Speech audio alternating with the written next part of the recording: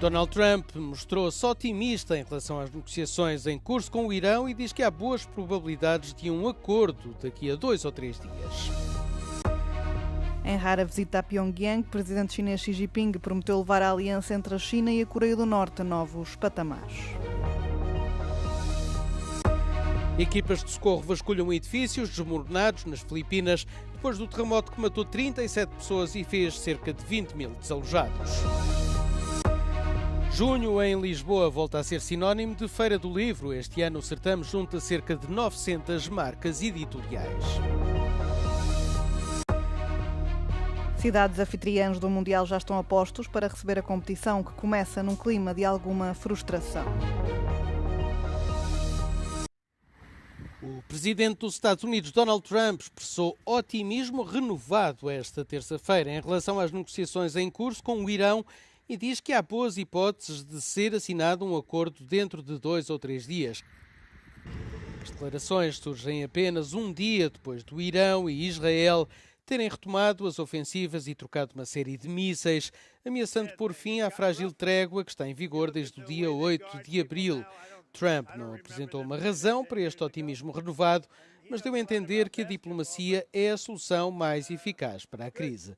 Em declarações aos jornalistas, o presidente norte-americano disse que bombardear é fácil e pode começar em breve, mas isso não reabriria o Estreito de Hormuz, fechado desde o início da guerra, a 28 de fevereiro. Os mediadores liderados pelo Paquistão tentam há semanas chegar a um acordo, mas as duas partes têm-se confrontado sobre as reservas de urânio enriquecido do Irão e o programa nuclear em geral. Irão exige que os ativos congelados internacionalmente pelos Estados Unidos sejam imediatamente desbloqueados, bem como uma trégua permanente no Líbano, como parte de qualquer acordo. Trump diz que a guerra só pode terminar se o Irão concordar plenamente em renunciar às ambições nucleares e entregar as reservas de urânio que detém. Os rebeldes Houthis do Iémen juntaram-se à luta na guerra do Médio Oriente ao lado do Irão. O grupo reivindicou um ataque com mísseis contra Israel na segunda-feira e declarou ainda a proibição da navegação israelita no Mar Vermelho. Os Houthis já tinham hostilizado navios de carga durante o conflito na faixa de Gaza, o que obrigou muitas empresas a fazer um longo desvio pelo extremo sul do continente africano, o que acrescenta cerca de 14 dias e custos significativos às viagens entre a Ásia e a Europa. O petróleo que passa pelo Estreito de Bab el-Mandeb caiu de 8,8 milhões para cerca de 4 milhões de barris por dia durante a primeira campanha. Os Houthis suspenderam os ataques após o cessar-fogo em Gaza em outubro de 2025, mas avisaram que poderiam retomá-los se a guerra com o Irão se intensificasse. Numa altura em que o Estreito de Hormuz continua fechado, a ameaça dos Houthis coloca agora em risco 2 dos pontos de estrangulamento marítimo mais críticos do mundo. O Bab el-Mandeb, com apenas 26 km de largura no seu ponto mais estreito, liga o Mar Vermelho ao Golfo de Aden e ao vasto Oceano Índico, por onde passa 12% do comércio marítimo global. Numa rara visita à Coreia do Norte, o presidente chinês Xi Jinping prometeu levar a complicada aliança entre os dois países a novos patamares. A visita parece uma tentativa do presidente chinês de reafirmar a influência única de Pequim sobre o vizinho norte-coreano, à medida que este se aproxima de Moscovo. Xi Jinping e a esposa foram recebidos por Kim Jong-un numa cerimónia de boas-vindas com saudações militares e uma multidão entusiástica. Xi expressou a vontade da China de expandir a cooperação numa vasta gama de áreas, incluindo comércio, agricultura, construção e tecnologia, de acordo com os meios de comunicação estatais chineses. O líder norte-coreano, cujo país tem sido historicamente dependente da China, aproximou-se de Moscovo nos últimos anos, ao mesmo tempo que expandia o programa de armas nucleares do país. Kim Jong-un reforçou a aliança com Vladimir Putin depois de enviar tropas para lutar ao lado das forças russas contra a Ucrânia. Restaurar uma influência exclusiva sobre a Coreia do Norte daria à China uma vantagem nas negociações com o presidente dos Estados Unidos, Donald Trump, que tem repetidamente expressado o seu desejo de reiniciar a diplomacia com a Coreia do Norte. Xi Jinping e Donald Trump encontraram-se em Pequim no mês passado e devem repetir o encontro em setembro nos Estados Unidos. As equipas de resgate continuavam a vasculhar edifícios em ruínas no sul das Filipinas esta terça-feira à procura de eventuais pessoas encarceradas. um dia após um dos mais fortes terremotos a atingir o país em meio século, ter matado pelo menos 37 pessoas e feito mais de 20 mil desalojados. Muitas pessoas que abandonaram as suas casas temiam um tsunami. Foram registadas ondas de até quase 1,5 metro acima do nível da maré nas Filipinas, mas os únicos danos causados pelo tsunami foram em 6 barracas sob estacas numa aldeia costeira. O terremoto deixou um rastro de destruição, incluindo em General Santos, uma cidade costeira com mais de 700 mil habitantes, onde pelo menos 13 pessoas morreram em edifícios que ruíram e devido à queda de escombros. Segundo uma primeira avaliação do governo, cerca de 2.000 casas ficaram danificadas em várias províncias.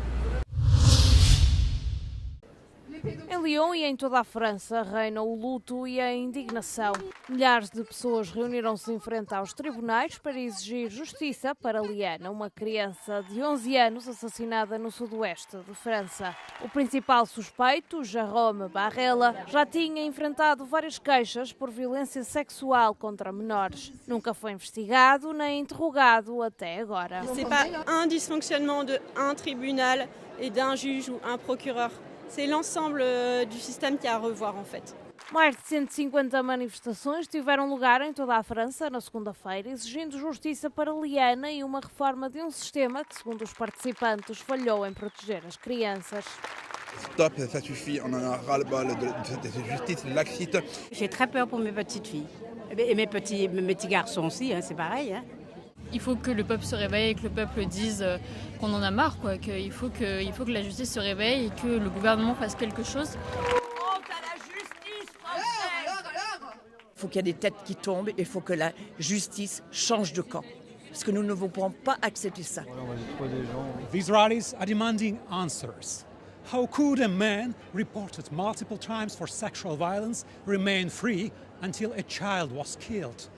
And what must change so that it never happens again? Denis Loctier, Euronews, Lyon. Os lisboetas conhecem bem o ritual. Desde o fim de maio até meados do mês de junho, o Parque Eduardo VII transforma-se na maior livraria do país. Um paraíso para qualquer amante de livros, com dezenas de milhares de títulos à escolha. Este ano, a Feira do Livro tem 350 pavilhões de 128 participantes, que representam ao todo cerca de 900 marcas editoriais. A Feira do Livro é um dos maiores eventos culturais do nosso país, talvez mesmo o maior evento cultural. Este ano vamos ter novamente à volta de 3.500 eventos, maioritariamente que são apresentações de livros, discussões sobre os livros, sessões de autógrafo, com presença de autores aqui. Esta proximidade entre autores e leitores para nós é fundamental. Todos os dias, dezenas de autores, de desconhecidos a nomes internacionais premiados, marcam presença para assinar livros aos leitores. Estou muito surpreendida pela positiva por ver tantas pessoas de tantas gerações diferentes, com crianças, com pessoas mais velhas, avós, pais, filhos, várias gerações que se confrontam e que partilham o mesmo espaço, que é esta paixão pelos livros e pela literatura. Dando para há mais pessoas, há mais gente, isso é bom, isso é muito bom, porque diz-se que as pessoas já não leem, cada vez menos leitores. Em parte é verdade, mas por outro lado há movimentos de resistência, digamos assim. E este é um exemplo, não é? Um exemplo, é uma festa, exatamente. Como nós gostamos que seja, o livro é uma festa. Haver muita gente na Feira do Livro, muitas pessoas, é uma ótima notícia para Portugal. Quer dizer que a cultura, qualquer das definições que nós tenhamos de cultura, acho que tem que passar pela leitura também. Todos os anos o cenário repete-se. Aqui em Lisboa, os primeiros dias de junho são sinónimo de Feira do Livro. Os leitores têm encontro marcado com autores e livros para todos os gostos. Segundo a organização, as últimas 5 edições tiveram em média 850 mil visitantes. Ricardo Figueira com a imagem de Bruno Silva, Euronews, Lisboa.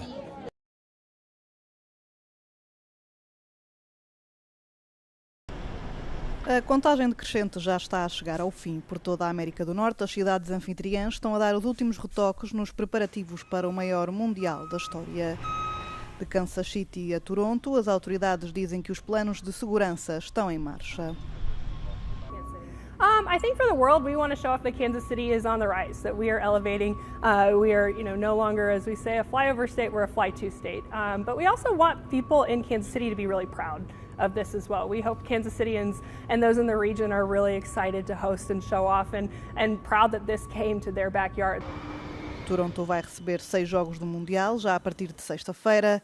As autoridades da maior cidade do Canadá dizem que estão prontas para receber adeptos de todo o mundo. Embrace this moment in our city, in our country's history, and experience all that this opportunity has to offer.